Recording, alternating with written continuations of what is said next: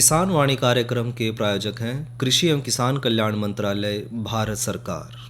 हर जोखिम से निकल कर फसल आए, सुरक्षित हो जाए। फसल बीमा से हर किसान अब आत्मनिर्भर हो जाए। संकट के समय प्रधानमंत्री फसल बीमा योजना किसानों के लिए वरदान है। अब सूखा पड़े या बाढ़ आ जाए कोई डर नहीं। अब ओले पड़े या कीट पतंगे फसल खा जाए कोई फिक्र नहीं, क्योंकि हमने लिया है प्रधानमंत्री फसल बीमा। बुआई से फसल कटाई तक हर जोखिम का दावा, न्यूनतम प्रीमियम पर अधिकतम भुगतान का वादा। योजना से हर साल जुड़ रहे हैं 5 करोड़ से ज्यादा किसान। अब आपकी है बारी। नजदीकी कृषि कार्यालय, सहकारी समिति, बैंक शाखा, अधिकृत बीमा कंपनी या जन सेवा केंद्र में स्वेच्छा से करा सकते हैं पंजीकरण। फसल बीमा पोर्टल या फसल बीमा ऐप द्वारा भी कराया जा सकता है पंजीकरण। प्रधानमंत्री फसल बीमा योजना, आपकी फसलों का संपूर्ण सुरक्षा कवच। कृषि एवं किसान कल्याण मंत्रालय, भारत सरकार। किसान वाणी कार्यक्रम सुनाले सारे बाण भाइयों ने विनोद भाई की राम राम। किसान भाइयों, आज के किसान वाणी कार्यक्रम में चर्चा करेंगे मुर्गियां में होने वाले रोग, लक्षण और उनके बचाव पे, और साथ में चर्चा करेंगे आज की नसीहत के तहत कोरोना महामारी से बचाव और सामाजिक दूरी के महत्व पे। तो भाइयों, सबसे पहले बात करें मुर्गियों में होने वाले रोग, लक्षण और उसके बचाव के बारे में। किसान भाइयों और साथ में जो कुक्कुट पालन करने हैं वो सारे भाई जो हैं, जाना है कि जो रानीखेत बीमारी है मुर्गियों में, यह सबसे ज़्यादा भयंकर बीमारी है। और आज चर्चा इसी बारे में करेंगे कि जो रानीखेत मुर्गियों में होने वाला जो भयंकर संक्रामक बीमारी है, उसके लक्षण, उसके कारण और उससे बचाव पे। भाइयों, इस बीमारी का नाम रानीखेत पड़ा किस तरह, क्योंकि जब भारत में पहली बार यह बीमारी देखी गई 1927 में, और उत्तराखंड में रानीखेत एक कस्बा है, वहाँ पे बीमारी सबसे पहली बार आई, तो इस बीमारी का नाम जो है रानीखेत पड़ गया। और इस बीमारी के फैलने का जो कारण है वो है विषाणु, और इस विषाणु का नाम है पैरामिक्सो। तो यह बीमारी पैरामिक्सो नाम के विषाणु के कारण फैल रहा है, और पूरी दुनिया में यह बीमारी पाई जावा है। और इसके साथ साथ भाइयों, भारत समेत जो दूसरे देश हैं उसमें भी इस बीमारी ने न्यूकैसल बीमारी के नाम से भी जाना जावा है। और जो विषाणु है, जो मुर्गी की अलग अलग प्रजाति हैं, उनमें सब में वो भयंकर बीमारी पैदा करे है। इसका ज़्यादा जो असर है वो देखा जावा है मुर्गियों के तंत्रिका तंत्र पर, और साथ में उनके जो श्वसन तंत्र पर भी इसका असर देखा जावा है। और यह बीमारी जो है विश्व में सारे जितने भी कुक्कुट जाति के जो जीव हैं उन सब में पाई जावा है। और अपने देश में तो जो है हर साल जो कुक्कुट है सबसे ज़्यादा इसी बीमारी की वजह से मरे भी हैं। तो इस बीमारी का जो खतरा है वो सबसे ज़्यादा है, और इससे हमने बचाव भी करना है। और भाइयों, मुर्गियों में इस बीमारी के जो घाव है, वो जो मस्तिष्क है, दिमाग है मुर्गियों का, उसमें, और जो पेट है उसमें ज़्यादा इसका असर देखा जावा है, जिससे लगभग 100% यानी कि पूरी तरह जो है मुर्गी अस्वस्थ हो जाए। और साथ में जो अगर मृत्यु दर की बात करें तो लगभग 90% तक जो है मृत्यु दर हो जाए, यानी कि जितनी भी अगर 100 मुर्गी बीमार हुई है तो उसमें तो 90 जो मुर्गी है वो मर जाए। और जिन मुर्गियों में इस बीमारी का टीकाकरण नहीं कराया गया है उनमें यह बीमारी बड़ी तेज़ी से फैल रहा है। तो टीकाकरण कराना बहुत ज़रूरी है। और साथ में जो मुर्गी है उसमें बीमारी के लक्षण कई बार दिखाई नहीं देते, और जो मुर्गी है वो एकदम तय मौत हो जाए उसकी। साथ में जो कुक्कुट में मुर्गी है, टर्की है, कबूतर है या तोते हैं, उनमें यह बीमारी जो है ज़्यादा देखी गई है। इसके साथ साथ जो कुक्कुट की जो दूसरी प्रजाति हैं, जिस तरह बत्तख हो गई, बत्तख है, गीज़ है, गिनी फाउल है या तितर है, उसमें भी जो है रानीखेत बीमारी का प्रकोप देखा गया है। लेकिन भाई जो बटेर है उसमें इस बीमारी से लड़ने की जो रोग प्रतिरोधक क्षमता है वह ज़्यादा पाई जावा है। और ये जो रानीखेत का जो विषाणु है पैरामिक्सो, यो विषाणु जो है मनुष्य पर भी असर डाला है, और जो मुर्गी की लाल रक्त कणिका है उन दोनों के साथ यो चिपकने की क्षमता रखा है। यानी कि जो पैरामिक्सो विषाणु है इसका असर इंसाना पे भी है और इसका असर कुक्कुट जाति पे भी है। भाइयों, इस विषाणु ने जो है फॉर्मेलिन और फिनोल के 3% घोलते पूरी तरह हम नष्ट कर सके हैं। साथ में जो लाल दवाई जिसने हम केमेनोफोर भी को हैं उसके द्वारा भी, और जो क्रिसोल है उसके घोलते भी हम इसने पूरी तरह ख़त्म कर सके हैं।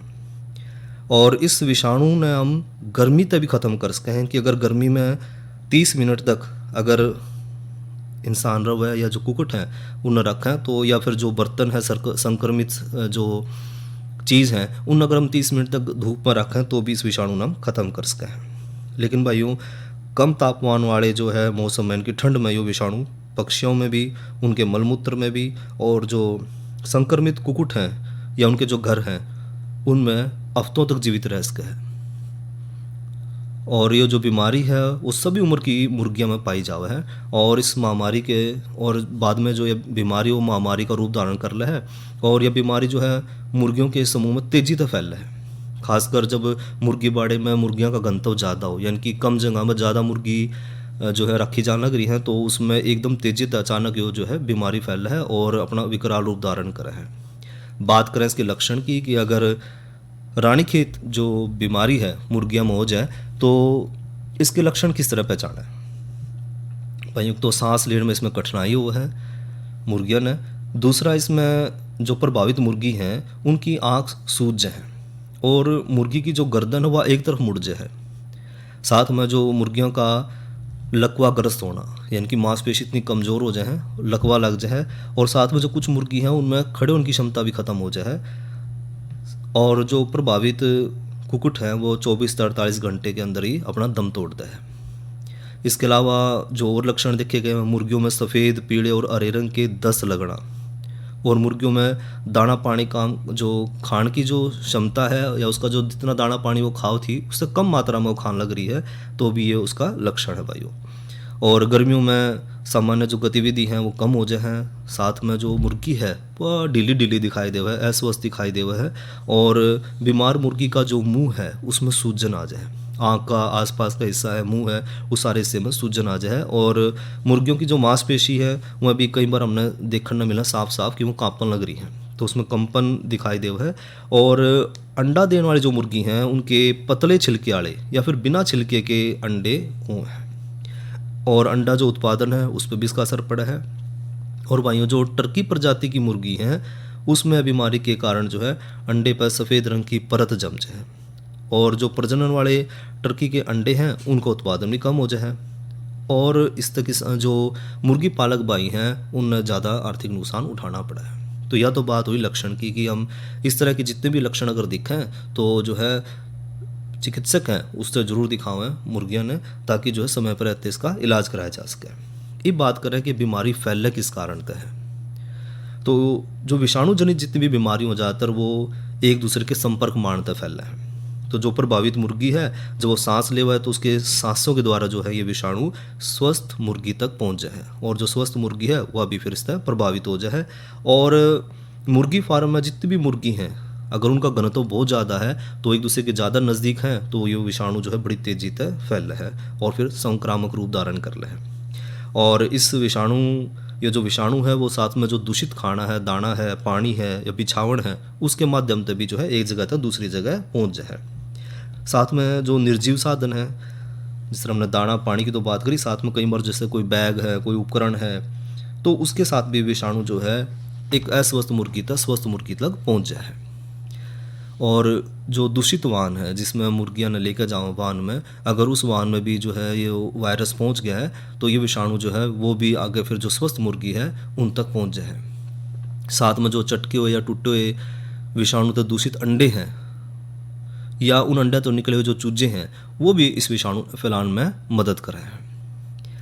लेकिन भाइयों एक गौर देने वाली बात यह है कि ये जो विषाणु है वो मरी हुई मुर्गियाँ में या जो उसका मल है जो उसने त्याग दिया है उसमें काफ़ी समय तक जिंदा रह सके है। खास करके अगर तापमान 37 डिग्री तक कम है तो लगभग 1 महीने तक भी जो ये विषाणु है उसमें जिंदा रह सके है। और प्रभावित जो पक्षी है या जो प्रभावित पक्षी जो है वो इस विषाणु ने मलमूत्र या अपने नाक से निकलने वाला जो सांस है उसके माध्यम से छोड़ता रहे और वो लगभग 4 दिन तक इसने छोड़ता रहे, और कई बार तो ये 4 हफ्ते तक भी जारी रहा है। तो ये विषाणु जो है फैलने का माध्यम है, यानी कि सांस, उसका मलमूत्र, खाना, पानी दाना और जो निर्जीव चीज़ है वो एक माध्यम तो दूसरे माध्यम तक ये विषाणु पहुँचे है।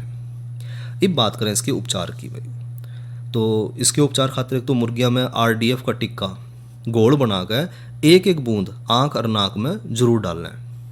साथ में जो रोग तक ग्रसित मुर्गी हैं उनमें रोग प्रतिरोधक और मल्टीविटामिन और जो प्रत्याबल है वो कम करने वाली दवाई पानी में मिलाकर पशु चिकित्सा की सलाह जरूर देवें। और साथ में भाइयों मुर्गिया में इस बीमारी तक बचाव खातर जो है रानी खेत का टिक्का देना है। और वो टिक्का किस तरह देना है, जो 1 से 5 दिन के चूजे हैं उन तय RDF का टिक्का एक एक बूंद आँख और नाक में डालनी है। और जिनकी उम्र 28 दिन की होली है उसमें जो है टिक्के को दोबारा एक एक बूंद उसकी आँख और नाक में डालनी है। और जिनकी उम्र 5 से 10 हफ्ते की होगी है तो उसमें RDF 2B के टिक्के ने 0.5 मिलीलीटर मात्रा में हर मुर्गी की मांसपेशी में सुई के माध्यम से डालना है। और जो प्रजनन देने वाली पाली गई मुर्गी हैं उनमें भी अगर रानीखेत बीमारी आ जाए तो उस अवस्था में भाइयों टिक्का जो है समय समय पर 3 महीने के अंतराल पर उसकी मांसपेशी में 0.5 मिलीलीटर मुर्गी के हिसाब से देना है। और इसके अलावा भाइयों जो मुर्गी पालन का काम कर रहे हैं उन भाइयों ने कुछ बातों का और भी ध्यान रखना है ताकि जो ये विषाणु है कम से कम फैले। एक तो जो मुर्गी घर है उसका प्रबंधन बढ़िया तरह करें। साथ में मुर्गी घर में जो है हवा का जो बहाव है वो सही होना चाहिए, यानी कि जो है हवादार जो है हमने मुर्गी घर बनाना है। और जो मरी हुई मुर्गी हैं उन्हें जल्दी से जल्दी हटा दें, उन्हें दबा दें या जला दें। और भाइयों मुर्गी घर में जो पक्षी हैं उनका घनत्व जरूरत ज़्यादा ना रखें, यानी कि जो जगह है उसका हिसाब देख कर ही उतनी मुर्गी रखें। साथ में भाइयों अंदर और बाहर जब भी आवा जावें तो साफ़ सफाई का पूरा ध्यान रखें। इसके अलावा जो मुर्गी घर में बिछावन है उसका भी प्रबंधन सही तरह करें। और जो मरी हुई मुर्गी हैं उन्हें या तो जला दें या फिर उन्हें गहरा गड्ढा खोद कर दबा दें। और इसके अलावा ये जो भी मुर्गी पालक भाई हैं अपने हाथ में साबुन के साथ धो गई साफ स्वच्छ हो गई भाइयों मुर्गी जो है घर में जावें। और अगर जब मुर्गी कोई बीमार हो गई है या मर गई है तो उसने दबा रहे हैं जला रहे हैं तो उसके बाद भी जो है अच्छी तरह से साबुन से हाथ धो लें। इसके अलावा यूँ मुर्गियों का जो रानी खेत रोग है इसका असर इंसानों में भी देखा गया है और ये मनुष्य में भी फैला है। खास करके जब बरसात का मौसम हो या बहुत ज़्यादा गर्मी या बहुत ज़्यादा सर्दी हो तो इसका प्रकोप थोड़ा सा बढ़ जाए और इंसानों में जो है यो अड़के लक्षण वाली बीमारी उत्पन्न करें, जिस तरह की सिर का दर्द होना, आँखों में सूजन हो जाना, फ्लू के लक्षण, इस तरह की जो है बीमारी देखने को मिला है। तो थोड़ी सी सावधानी रख कर एक तो RDF का टिक्का जरूर मुर्गियाँ में लगावें और साफ़ सफाई का ध्यान रखें तो इस रोग ने फैलने से रोक सकें। तो ये तो भाइयों बात करी मुर्गियाँ में होने वाले रोग लक्षण और उसके बचाव पर। अब करवाऊँ भाइयों का मनोरंजन, सुनावें यो लोकगीत।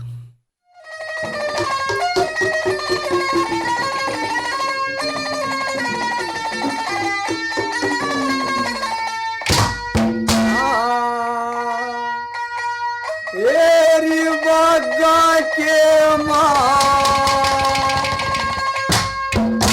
पड़ाए कला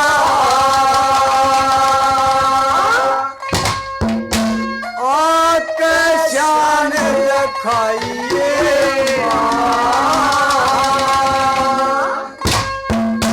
तेरी तेरे बेटे लड़का सुनती हो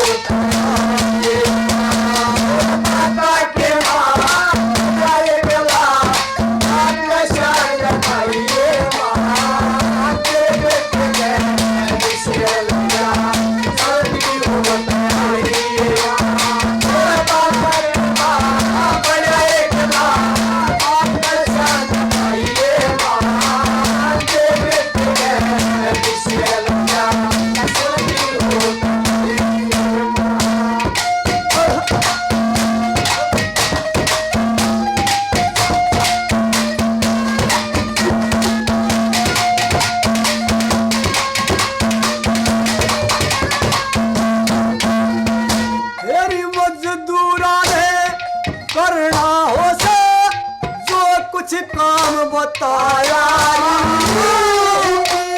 पट्टी ले डालड़ी बागा के माया श्री भगवान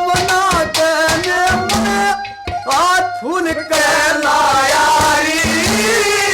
शिव बच्चा डाल बच्चा लाल काट के लाया किसके बच्चा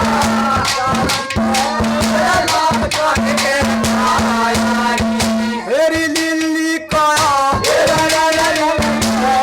लिल्ली काया होरी से कोई वैद डॉक्टर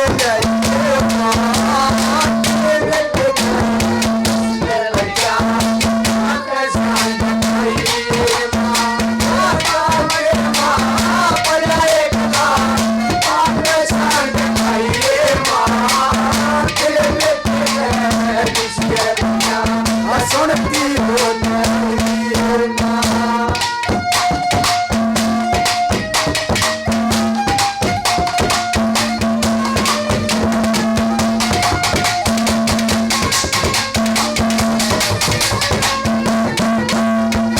एकदम लिल्ली एकदम लिल्ली काया होगी गात डोलता मेरा ख्यात तुम दिखण लगा हो गया घोर अंधेरा हरी एक पनीर के बेटे लाल पड़ा सकेरा शान कौन करे तुझे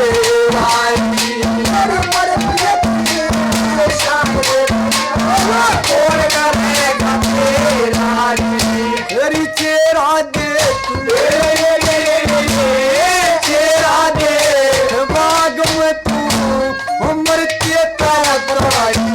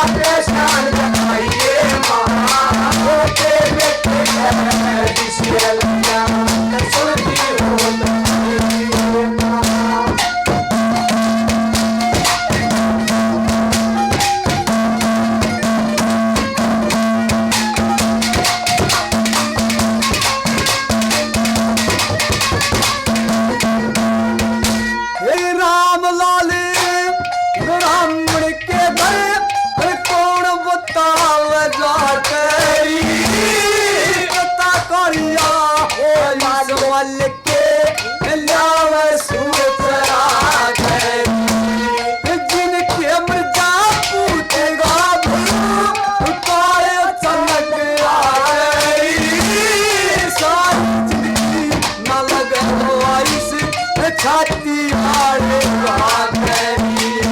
सारी छाती जल्दी आके जल्दी आके लाश में ठाके मेरी मट्टी में संगवाई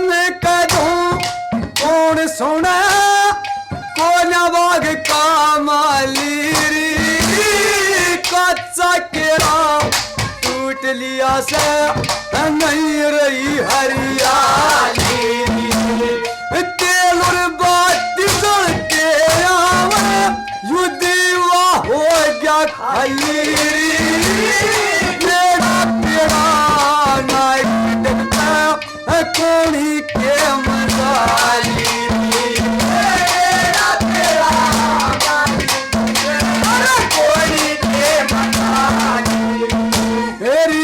तो लेके नाम तो लेके कथा बुना जी हैगी साकी जो गाई बेटे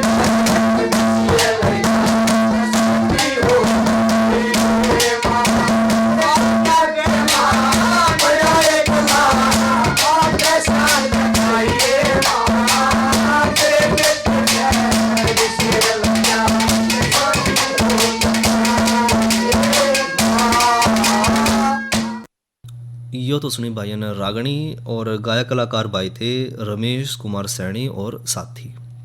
और भाइयों एक बात करें मौसम की, तो आज का अधिकतम तापमान रहा 41 डिग्री सेंटीग्रेड और न्यूनतम तापमान रहा 23 डिग्री सेंटीग्रेड। और भाइयों आने वाले कल का अधिकतम तापमान रहने की संभावना है 39 डिग्री सेंटीग्रेड और अधिकतम तापमान रहने की संभावना है 25 डिग्री सेंटीग्रेड। और भाइयों कल जो है हल्के हल्के बादल भी छाए रहेंगे। और साथ में जिक्र करें कल के कार्यक्रम का, तो कल है भाइयों दिन रविवार और कल रहेगा कार्यक्रम थारी चिट्ठी मारी गीत। और सोमवार में भाइयों चर्चा करेंगे आज की नसीहत के तहत कृषि में जैविक खाद के महत्व पर, और साथ में चर्चा करेंगे ट्रैक्टर और डीजल इंजन में ईंधन की बचत किस तरह करें। और भाइयों अब करें चर्चा आज की नसीहत के तहत कोविड-19 से बचाव और सामाजिक दूरी पर। भाइयों कोरोना तो बचाव खातर सामाजिक दूरी रखना बहुत ज़रूरी है, क्योंकि ये जो विषाणु है कोरोना वायरस, तो ये विषाणु जो है वो एक दूसरे के संपर्क मानते तेजी से फैल रहा है एक जगह से दूसरी जगह। और साथ में जो सांस जो है सांस के माध्यम से ये जो विषाणु है वो एक जगह से दूसरी जगह तक जावे है। तो सामाजिक दूरी का हमने पालन रखना है। साथ में जो हमारी व्यक्तिगत स्वच्छता है उसका भी हमने ध्यान रखना है। साथ में बार बार हाथ धोएं और साफ़ सफाई का पूरा ध्यान रखें। और चेहरे और आँख पे हाथ ना लगावें, उसने छूने बचें। और यदि भाइयों चेहरे को बार बार छूने की अगर आदत है तो इस आदत ने जल्दी बदल लो, क्योंकि हमारे हाथ जो है वो जो है समय समय पर हर जगह लग गए हैं। और फिर वो जो हाथ है अगर हमारे मुंह पे, आँख पे, नाक पे लगेंगे तो विषाणु के शरीर में जाने की संभावना बढ़ जाए। साथ में जब छींकें खांसें तो उसमें नाक ने या मुंह ने रुमाल तय या फिर जो टिश्यू है उससे ढक कर रखें। और जो अगर हम टिश्यू इस्तेमाल कर रहे हैं तो उसने तुरंत जो है बंद डिब्बे में फेंक दें। और भाइयों लॉकडाउन का जो है ईमानदारी का पालन करें। कई भाइयों को भाई चलो घूम फिर आए हैं, तो ये जो लॉकडाउन है ये घूमन फिरन खातर नहीं है, जो है घर में रह कर सामाजिक दूरी बना कर जो है हमने रहना है, ताकि जो है इस समस्या ने हम जितनी जल्दी ख़त्म करेंगे उतना जल्दी हम फिर अपने घर तक बाहर भी निकल पाएंगे। साथ में अपने इम्यून सिस्टम ने भी मजबूत बना कर रखना है। उस खातर हमने पौष्टिक भोजन खाना है, योग प्राणायाम है वो करना है, थोड़ा सा दिनचर्या में हमने अपना बदलाव करना है। और साथ के साथ भाइयों दिन भर जो है कम से कम एक बार जो है दिन में कई बार जो है गर्म गुनगुना पानी ज़रूर पीवें। और उसका तो दिन में एक बार जो है हल्दी वाला दूध भी ज़रूर पीवें, क्योंकि हल्दी जो है वो एक एंटीबायोटिक का काम कर रहा है, इनकी रोग प्रतिरोधक क्षमता बढ़ाने का काम कर रहा है। साथ में अगर शरीर के तापमान में और सांस लेने में अगर कोई किसी तरह की कोई दिक्कत दिखे, तो इस तरह कोई लक्षण दिखे तो अपनी जांच जरूर करवाएं। और एक बात करें भाइयों कि अगर मान लो जो है संक्रमण फैलने लग रहा है ज़्यादा, तो अगर अब जब संक्रमण तो हमने बचना है तो उसने बचन खातर हमने किस किस तरह के बातों का खास तौर पर ध्यान रखना है। जिस तरह जब घर तक बाहर तक जब घर वापस आओ तो क्या सावधानी हमने रखनी है। खास करके जब आप घर मान लग रहे हैं बाहर तक किसी भी काम तो आए हैं, तो आपके पास जो है मोटरसाइकिल की चाबी है या गाड़ी की चाबी है या दूसरे उपकरण है, या आपके पास जो मल्टीमीडिया फ़ोन है, किसी तरह का भी फ़ोन है, जो भी सामान है उसने एक तो दूसरे सुरक्षित किसी बॉक्स में सुरक्षित जगह पर रख दे, ताकि घर वाले जो दूसरे परिवार के जो सदस्य हैं उनका हाथ उन पर ना लग गए। साथ में अपने कपड़े आंधे बदलें, उन्हें धोएं। अगर संभव नहीं हो रहा है कि कपड़े नहीं धो सकते तो उन्हें किसी पॉलीथीन के बैग में अलग तब रख दें, ताकि सुबह वही कपड़े जो है हम जब घर से बाहर निकलें तो उस समय पहन कर निकलें।